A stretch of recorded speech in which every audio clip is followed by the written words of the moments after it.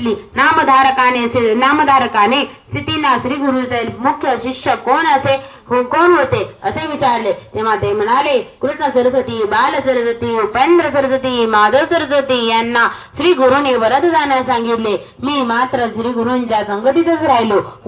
गृहस्थाश्रम धर्म पालन करून अनेक दिवशी आपापल्या घरी राहत होते. श्री पर्वतावर दिगे आले. मी चौथा होतो. सायनदेव चाकरे, दोन जेठ कवी नंदी नरहरी आणि मी अशा चौघांनी पुष्पे घेतली. श्री गुरूंचा महिमा, श्री गुरुचरित्र म्हणजे जणू कामधेनूच आहे. हे असे गुरुचरित्र पुस्तक रूपाने जे लिहितील ते पवित्र होतील असा श्री गुरूंचा आशीर्वाद आहे. श्री गुरुचरित्र अध्याय 91 मध्ये आपण सविस्तरपणे पाहूया. श्री गणेशाय नमः.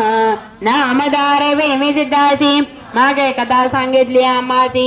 लेंज राजाने श्री गुरुसी नेले होते नगरासी. ते दोनाले गणगा बोनात पुढे कथा निरूपणा, पूर्णा वचन अमृत घना. श्री गुरुचरित्र अत्यंत श्री मने एक वत्सा, कथा से विशेषा एकता जाती सकळ दोषा. व्याम्य वापिचे राजाची भेटी येऊने, श्री गुरु आले गाणगाभवने. राजा योजना करती आपल्या मने, गोप्य राहावे म्हणून या मदजन बोलविता. चिंता करिता ती भोवता, श्री गुरु त्याची संभोगता रावित अधिप्रती.